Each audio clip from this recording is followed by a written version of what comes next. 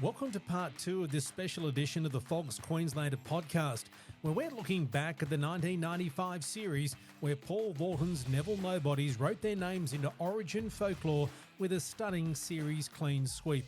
We're joined by Captain Trevor Gillmeister, Billy Moore and Ben Ikin. Well, welcome back to part 2 of our special Fogs Queenslander podcast, where we're reminiscing with 3 of the players from the 95 series, Captain Trevor Gillmeister, Billy Moore and Ben Ikin. Gentlemen, we're up to game 3, and I want to know, when was there a switch after the celebration of winning the series in game number 2 in Melbourne? When did the focus change to making it a clean sweep, or was it always there? I'm very sure that Fatty, because of his astute nature and loved to rub salt in the wounds, I think he honed in very quickly that it was actually going to be the 4th time in history that a Queen's sweep had happened. And this was a side that was ridiculed. And I'll be fair, there was a Queensland press that weren't very keen on us taking the Queensland jersey into that series when you go back before game 1, because there was no Broncos players in the team other than Jed. Yeah. So we were ostracised a fair bit, and that, in a sense, brought us together closer as a group.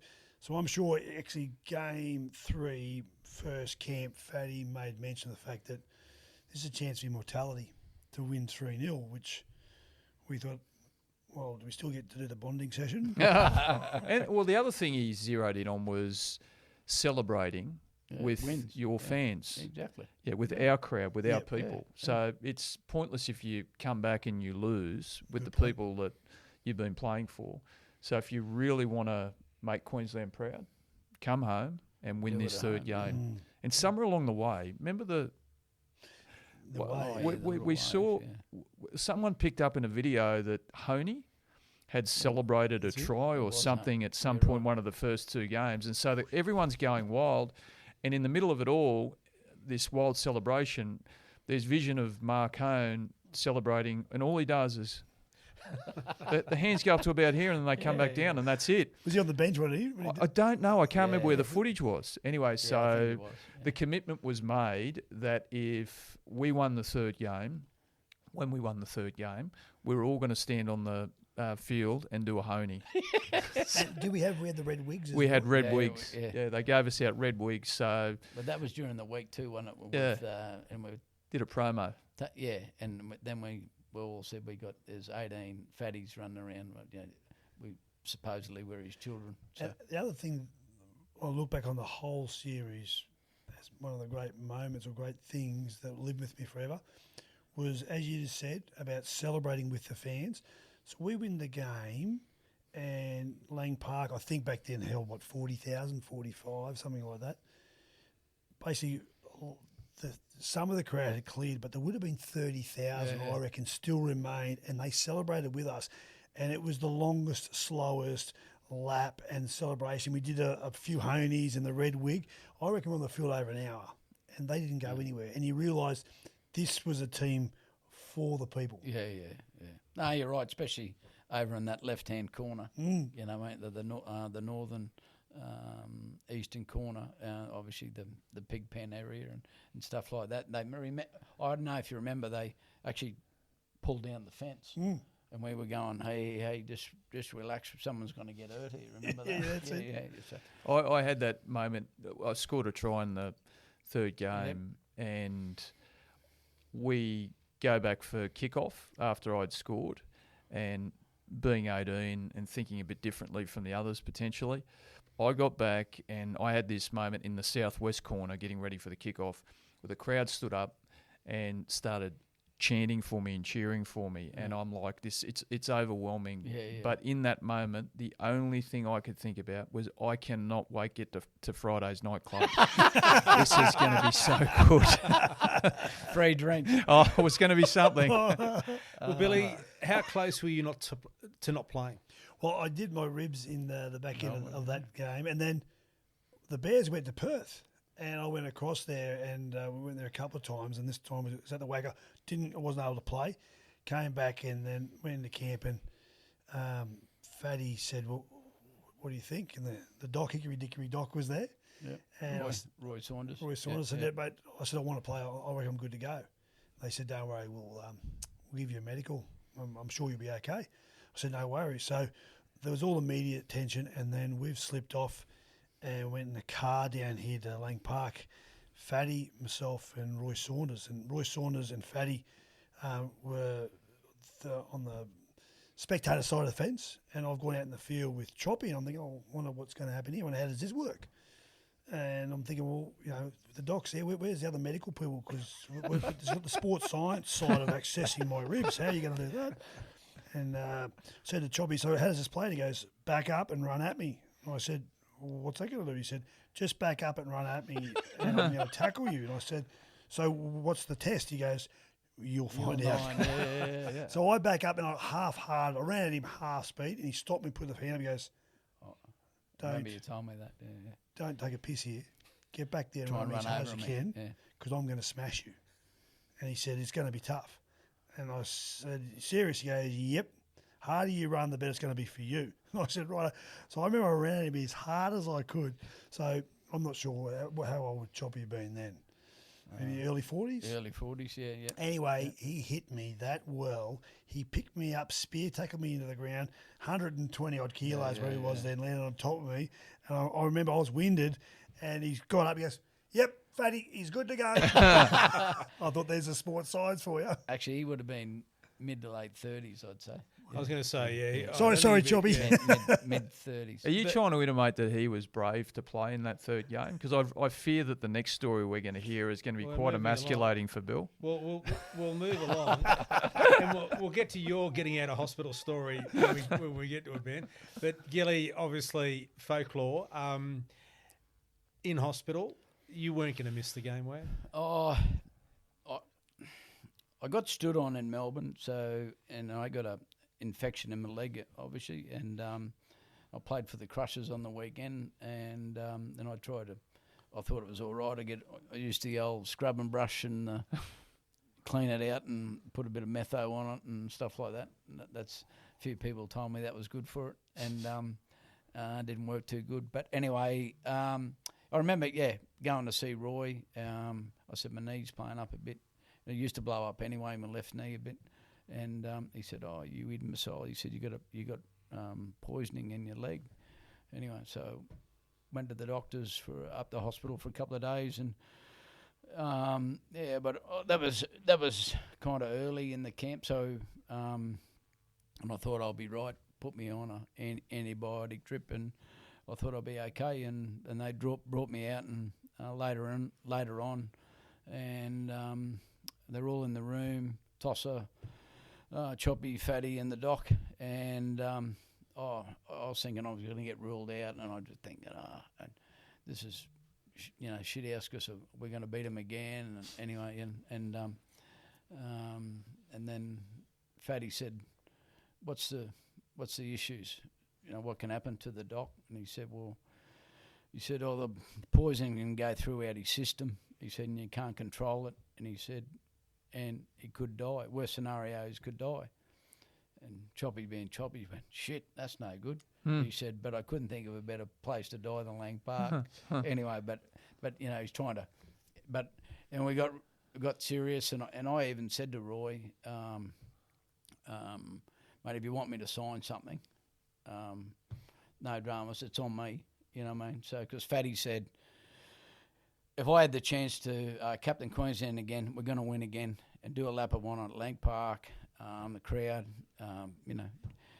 lifting you blokes up and stuff like that. He said, I'd be doing it. And I said, well, why didn't you say that 2 hours ago? Anyway, and Roy said the only way he's allowed to play is unless we go back to hospital. I spent another couple of days in the hospital, but it was I wasn't trying to be a hero or anything. I didn't want to let these blokes down, you know what I mean? Because I was the captain, and I thought I had to lead by example. What impact did it have? Oh, look, when we didn't know the full implications, every part of the story, but that no one plays braver than Gilly, and that was above and beyond what you'd normally expect. So if you kind of weren't committed to the cause before, which we all were, I mean, you go to another level after that. And look, again, me being young, I think back now and I think, how courageous that was. But the guys that were similar age to him, I can't imagine what it would have done to blokes like Jed, one of Gilly's best mates. That just would have kind of made sure that he was zoned in and ready to kill a few blues. And then you get the Billy and Larry and Billy going through his own stuff. It just sent a message through the team that, if we didn't believe we were coming home to win in front of our own fans, we certainly were after that, right? Well, when it was told in the lead up about how courageous it was and what he was going through, my little bruised rib all of a sudden became very insignificant. I thought, oh, please have a look at yourself, Billy. But I'm glad you dragged out both stories, Potsy, so we can compare. Next time, don't make the spotlight that close together, please. Sorry, if we just finish. But I remember after the game finished, there's one of my greatest photos I've got. Gary and I cheering Gilly. I remember we picked him up, and mate, you're not a massively heavy man, but mate, you were as light as a feather. Whatever weight you had, you'd lost. And mate, we threw you up, and I went, there's nothing there. It obviously had a huge effect on his body, but you wouldn't have known his performance. But the funny thing too was, a few of the boys said to me, one of the things that stands out to me, I'll get this right, when I got on the bus, because the boys didn't know whether I was playing or not, and when I got on the bus, and I seen all these smiling faces, and I thought, okay, this is good because we're gonna give it to these blokes, you know what I mean? So, as I said, wasn't trying to be a hero or anything, but it was funny, and Jed said to me after the game, little cut in your leg, eh? Well, I think when we saw him get on the bus, we just knew. It was just it was almost like the sign off of what was going to happen, and there was just no way we were going to allow you to do what you did and not be able to produce a result that we wanted. Listening to you all talking about that series, and you all went on to play many more series and games after that, did you ever go into another series with the same confidence and belief as that series? Because Origin is so close. It's sometimes the bounce of a ball, but listening to you all talk, it just seemed like we were going to win. Did you ever have that feeling again playing Origin? Well, I probably played more Origins than the other guys. Well, I know I did after that. And like to have that as your first Origin experience, it's like winning the tab first time you go, right? How easy is this? Yeah, that's right. Yeah. But it showed me what it meant to Queensland immediately. That was a really difficult period for the game, and the game needed Queensland to win that Origin series. And I mightn't have been cognizant of that as an 18-year-old, but I certainly felt it. And so, my commitment to that jersey just got taken to a whole new level. It was formed in that year, and so I was rusted on by the end of that series. But for me personally, every series is different because you end up with a different group of players in a different situation, often with a different coach. But that thing, when I look back off the back of all the series I was lucky enough to be part of, and it is so unique and so special. And the boys have already touched on it. I've got a connection to a lot of players that I played Origin with, but I have got nowhere near the strength of connection to any of the teams I played with like I do with this side. We can see each other after, doesn't matter how long, step into the room, and it's like we're back at the Travelodge in 1995. Sixth floor. Yep.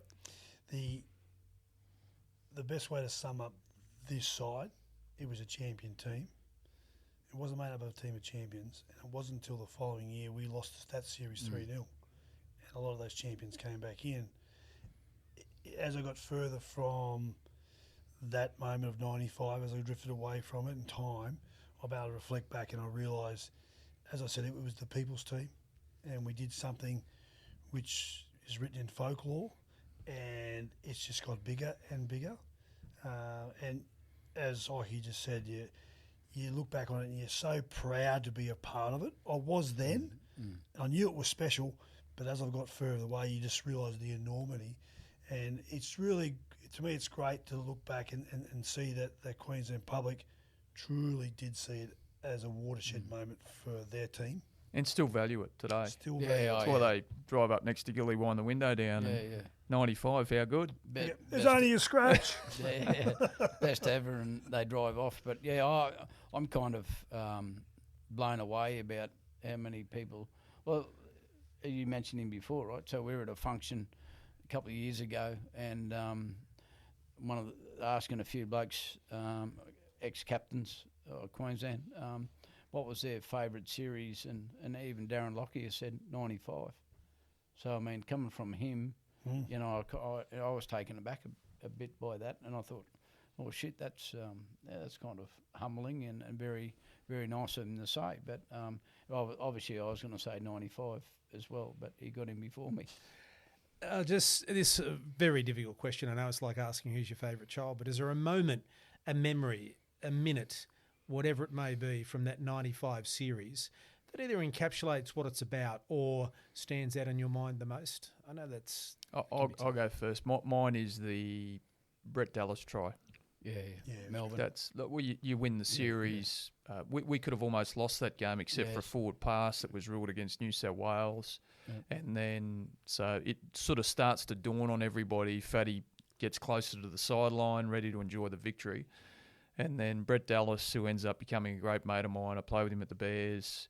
He makes that break and he barely speaks, right? He's a really quiet guy. So to have that moment, to turn around and react the way he did to John Hopewadi, who was chasing him, to watch it back afterwards and hear the commentary from Gary Belcher about sticking the boot in, see the footage of Fatty with Wally Lewis celebrating on the sideline. Like that was the moment that we did the unthinkable. Yeah. Hard to beat that. I think we've already touched on, to me, was the celebration in Game 3 here, and which crystallised to me that this was the people's team. The fact that 30,000 didn't leave. It's a school night. Thursday, they've got to go to work. Yeah. They weren't leaving. As long as we stayed, if we had sat there and stayed till the sun up, they probably would as well. And you realised, as Ikey's already alluded to, that the buy-in from the Queensland public was so strong because they took the roller coaster ride with us from ground zero moment when they picked the first team, and people have gone, who are these blokes? Yeah. Only one had played for Australia, to where we clean sweep for the first time in 4 years. So for the first time, only the fourth side history to have clean swept a team. That made it even more special. So, yeah, celebrating with them that moment, that same time I ever got a chance to do it, was fantastic. I got heaps, but probably the amount of times I've seen, Brett Dallas, Matty Singh, Robbie O'Davis taking New South Wales like out in the corner. I don't know how many times they did it over the series, but they saved our ass that many times, and I've watched it a couple of times in those positions of the field, and there's 6 Queensland jerseys in the picture, 2 New South Wales jerseys, or 1 sometimes. You know what I mean? Like, it's about not letting your mates down. That's I'm going to be there just in case I'm needed. I don't want to let my mates down.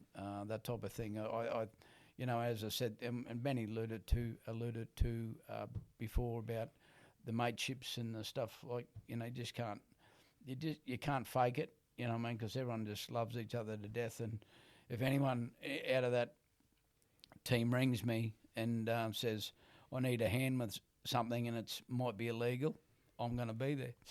So, yeah, you know what I mean? Like, that's G'ing up, but love them so much. And as we said, we don't get that chance to see each other a great deal, but a lot of us live in Brisbane. He's up the sunny coast, but yeah, it's just something. As I said, it's hard to put into words for us, really, to be honest. Yeah.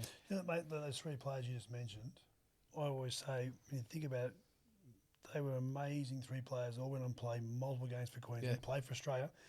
But in that first series, they'd played a combined number of games before game 1 of 0. Yeah. And they stood up against this New South Wales team that had players that were so much more seasoned. Yep. But those 3 young blokes, as you said, continually tore down their bigger opposition, pushed them over the side. The significance of the performances of these 3 guys, I think is best exemplified by the fact you've got two of the hardest guys ever to play in the forward pack for Queensland giving a rap to some outside backs. Very rarely happens. They must have gone good. We'll just Fair keep point. we'll just keep this amongst ourselves. This won't go outside the room. Well, gentlemen, here we are 30 years on, reminiscing about a great series. They'll be doing it in another 30, another 60 and another 90. You should be proud of not only your achievements in your career, but also that 1995 series. We thank you so much for your time today. Thanks, No, Watty. thank you. Thanks for watching this episode of the Fogs Queenslander podcast. If there's a fog you want to hear from, leave a comment to let us know. And don't forget to like and subscribe so you don't miss any of our videos.